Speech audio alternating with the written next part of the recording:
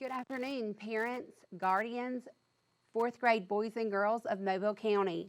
I am Mary Cook, a teacher at Booth Elementary School in Irvington, and I am here with you today, this beautiful afternoon, to give you a little bit more resources for learning reading. Thank you for welcoming me into your home today. I will be with you for the next few weeks to teach you more critical standards for you to learn. I hope that you are as excited as I am to learn more and more as the school year progresses. I sure have missed seeing my students on a daily basis, as I know that you are sad to not see your friends, classmates, and your teachers. So hopefully, seeing me from time to time, 2 days a week, and seeing other teachers 2 days a week will kind of lighten that load a little bit.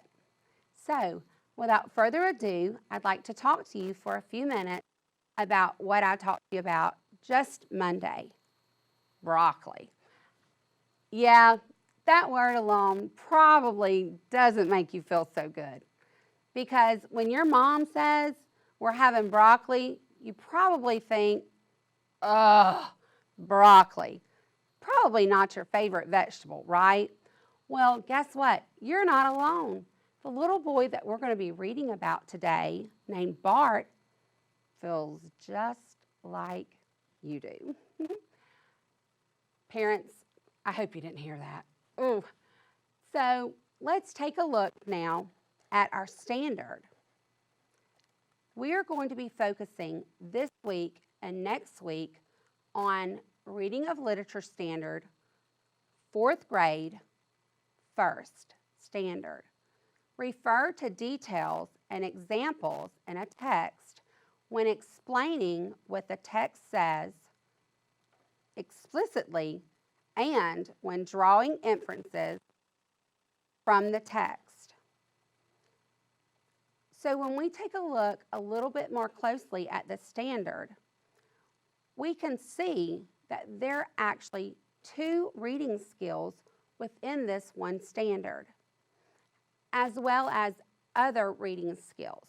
But primarily, we're going to focus on main idea and details and drawing conclusions and making inferences. Now, I'm sure that you've taken a look already and noticed that I have several words that are highlighted, bolded, and even in different colors. So you can see that I have details highlighted in green so that you can specifically see, wow, I need to pay attention to that. Also, the word explicitly, yeah, I know, that's a little bit different word, and that is what we call academic vocabulary. That word explicitly means right there in the text. For instance, if it said that Kevin had on a black shirt, and the question asked, what color shirt did Kevin have on? Well, I can take my finger and be a reading detective and find Kevin had on a black shirt. There it is. He had on a black shirt. That's what we call a green light question, and that is why it is in green, in fact. But then when you go more toward the drawing inferences, which can also be referred to as drawing inferences or making, sorry, boys and girls, drawing conclusions or making inferences,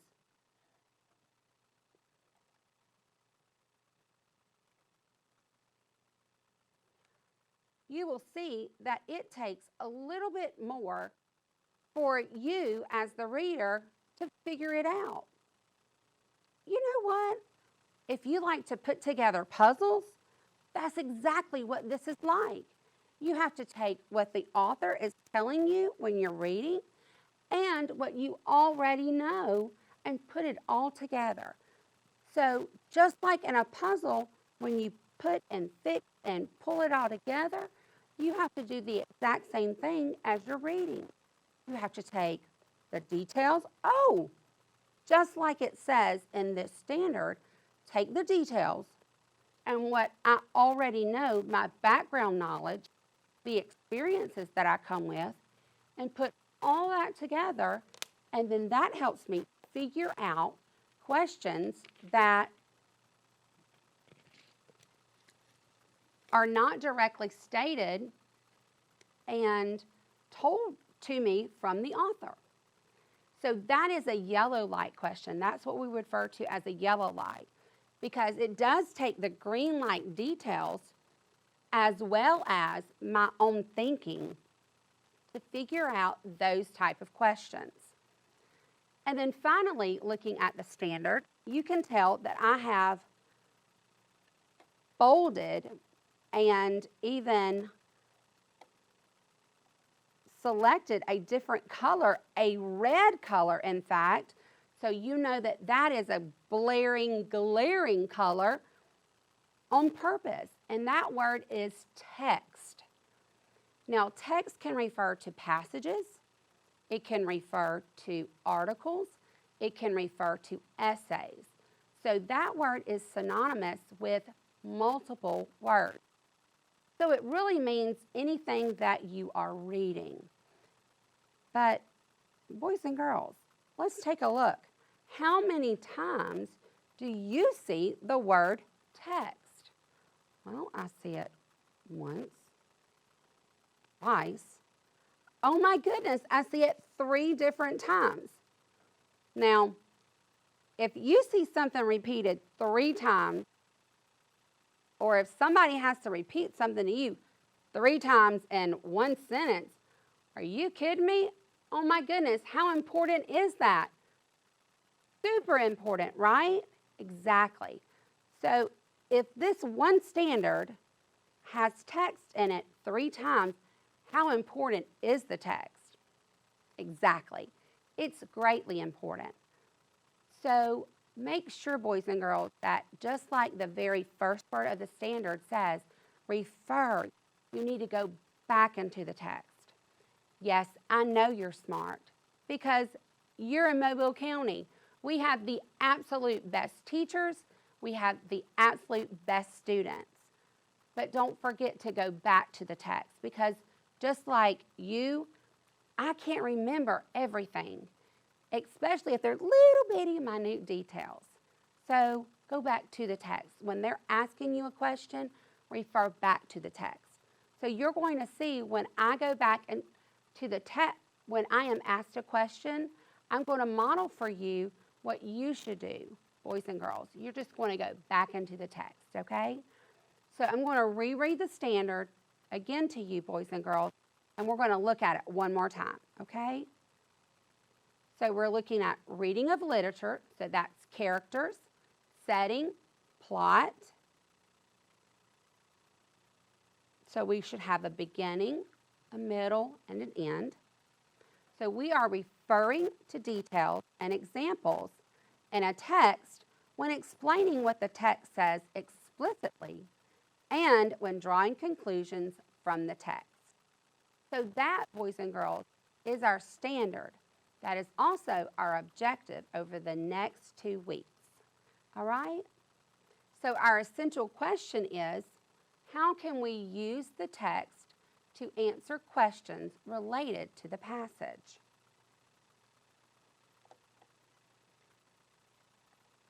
Now we're going to go ahead and go into our text. So if you have your 4th grade ELA homeschool packet, you'll need to go ahead and get that out. I'll give you a few moments. And boys and girls, every day on Mondays and Thursdays during our 4th grade time, you'll need to have this handy if possible. If not, it's okay. Don't fret. It's okay. You can watch my video and then do it later, or you can do it while I'm doing it. So if you have it handy, that's fine. You can go ahead and pull it out now.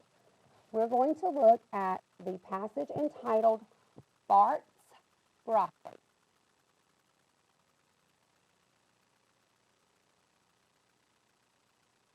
Bart, eat your broccoli, Bart's mom tells him at dinner for the 5th time. Oh, whoa, whoa, wait a minute. Did I read that correctly? The 5th time? Whoa. Bart's mom had to tell him to eat his broccoli the 5th time? Yep, I guess I did read that right. Oh, my goodness. If I have to tell my daughter, by the way, I have a 4th grade daughter myself, and there are times that I have to tell her to do things more than once. Okay, more than twice. Don't tell her. So if you have to tell someone to do something more than once or twice, oh my goodness, the 5th time, then that would mean, what are you thinking? Tell somebody in that room what you're thinking. And parents, you can tell me what you're thinking too, or tell your child what you're thinking. You know what? That's what I'm thinking too. Bart doesn't like broccoli. Blech. Yeah, we kind of predicted that though, didn't we? Because we even said at Monday's lesson that broccoli, well, not really. Oh, yeah, he's not liking this. I don't like broccoli, he states with a defiant tone. And you can't force me to, he says, crossing his arms and sitting back.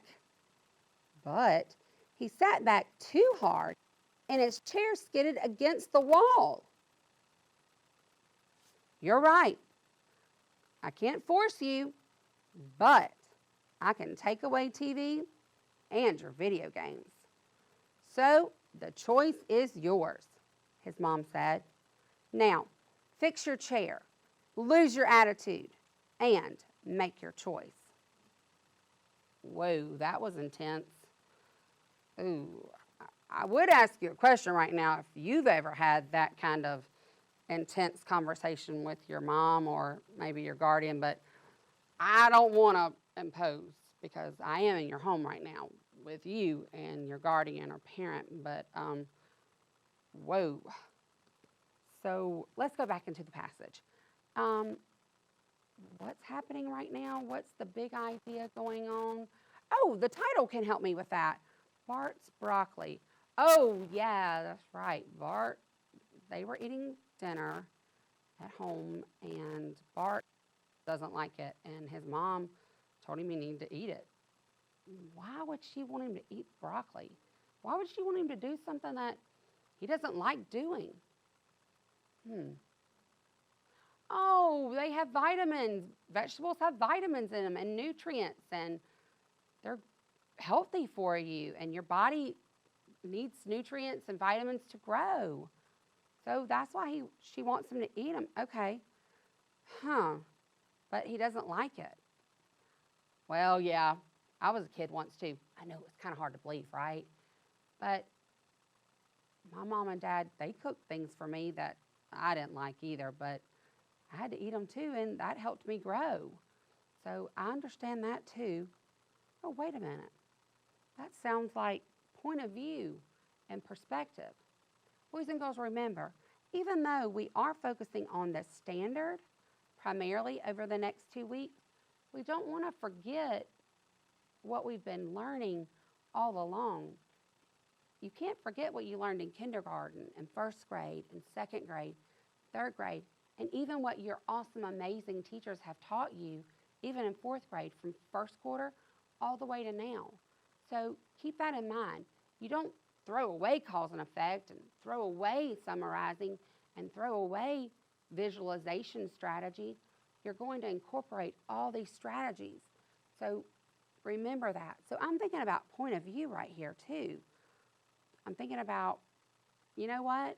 When I was a kid, I thought one way about adults, and I thought one way. I'm not ever going to eat broccoli again. Or liver. That's a true story. I still don't eat liver, but don't tell anybody, okay? That's our secret. But now that I'm a mom and a parent of a 4th grader, yep, I catch myself saying the same things that my parents said to me. So, boys and girls, that's point of view, that's perspective. So, Bart's mom knew that he needed some vitamins. He needed some nutrients. In fact, he may have needed the exact vitamins and nutrients that broccoli gives. So, that's what's going on in the passage. And they had a confrontational argument, in fact. What Bart wanted was the exact opposite of what Bart's mom wanted. In fact, at the very end, the very last sentence said, "So the choice is yours," his mom said. "Now fix your chair, lose your attitude, and make your choice." And boys and girls, while I was reading that statement from Bart's mom, did you notice the change in my voice? When you are reading in a character's point of view or a character's perspective, you will change your voice. Now, you may be thinking, "But Miss Cook, this isn't a play." No, it's not a play. But you can think of it like a play. And when Bart was saying, "I don't like broccoli," and did his arms like this, then you know what? He had that type of attitude and even said right here it says, with a defiant tone. So think about when you are in and you say you don't like something. How would you say it? You don't say, "I don't like that, Mama. I don't like it." Well, of course you're not going to say it like that. So boys and girls, when you are reading these passages and when you're really getting into the characterization of a person within a text, think about all of that. Think about how the character feels. Think about what's going on within it. So there's a lot going on between Bart and his mom right here. So let's take a look now at the first question. It says, "What do you think defiant means as it is used in the passage above?" The word defiant. Well, first of all, we have to go back in the text to find the word defiant. But oh my goodness, boys and girls, they're giving us a hint. I'm going to tell you right now, if somebody gives me a hint or a clue, I'm going to use it. So let's look at it. It says, hint. Look for clues in the surrounding text. Oh, clues text. Clues text. No, that doesn't make sense. Text clues. That doesn't make sense. Oh, context clues. I bet you've heard that word before, haven't you? Well, of course you've had. That is a vocabulary strategy. So let's see if I can find the word. Oh, there it is. Have you found it? Use your finger, boys and girls. Be that detective reader. There it is. Defiant. Are there any words in the sentence prior to or maybe after that may give us some clues to that word's meaning? Are you seeing any? Parents, guardians, are you oh, I know you're not in my class, but hey, while you're sitting there or while you're standing there, hey, what about you? Oh, what about the word don't? That's a good one, especially like the not part. And then what about when he says, "You can't force me to"? Well, what about this, the body language of crossing his arms and he's forcing himself backwards? I mean, that says something, doesn't it? So, using those context clues, what do you think defiant might mean? Don't, can't force me to, crossing his arms, sitting back, and then he's chair sitting. I'm thinking defiant means not wanting to or choosing to go against. Yeah. Is that what you were thinking, boys and girls? Parents, guardians, were you thinking the same thing? Let's take a look at the second question. What do you think Bart's mom is feeling? Boys and girls, we've already talked about this one. So let's think. Let's go back in the first paragraph. So we're going to look at this in sequential order. And we're going to look at the first paragraph, the second paragraph, so forth and so on. Well, first of all, in that first paragraph, it says that Bart's mom had to tell him for the 5th time. Well, I know this. If I have to tell my daughter 5 times something, I'm frustrated. I'm angry. And then, look right here. She's so angry that she even tells him that, you know what? Fine, I can't force you to. But I'm going to give you a consequence if you don't. And then she went ahead and told him explicitly, guess what? Go ahead and fix your chair, lose your attitude, and make your choice. So how do you think Bart's mom is feeling based on what she says and her actions? I want to give you 5 seconds of think time.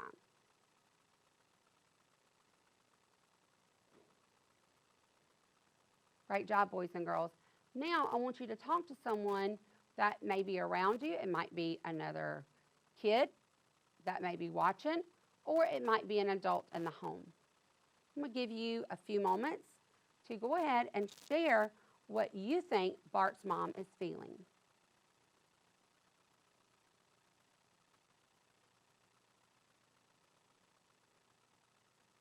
Great job, boys and girls. All right, we're going to look at the very next question, the third question.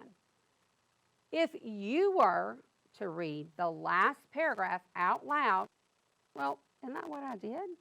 But okay, if you were to read the last paragraph out loud, what tone of voice might you use and why? So when I did read this last paragraph right here out loud, what type of tone of voice did I use? What mood was going on during that last paragraph? And think about it, boys and girls. After I read this, how did I react? How did you feel? If you were having this type of confrontation, oh, that's a clue. If you were having this type of confrontation with your mom or dad or whoever cooked the meal at the dinner table, how would you feel? Right. You would feel kind of uneasy. You would probably get a pit in your stomach, feeling kind of Yeah. So, would you have a happy, excited tone of voice? Yeah, exactly. You would obviously, as being the mom, again, going back to point of view and perspective, you would have more of a stern, kind of like a teacher voice, right? Whenever she's trying to get the class's attention, or the way your mom would have to address you when it's a serious situation, right, boys and girls? So that's the type of tone that would go on in this one, exactly. So if you were to read the last paragraph, you're going to read it with a very stern, serious, maybe even forceful, very not loud necessary, but stern enough to know that she means business. And hopefully Bart gets the idea that mom's not budging on the broccoli. You will be eating the broccoli. And the next question says, what choice do you think Bart will make? And that question will be answered in the next box. And boys and girls, that's your exit slip for today. So that on Monday's lesson, you will write 3 to 4 sentences to finish out the story. Hopefully, you've already started thinking about what choice Bart will make. Before I leave you this afternoon, and before you move on to 4th grade math with your next teacher, I want to tell you about Monday's lesson.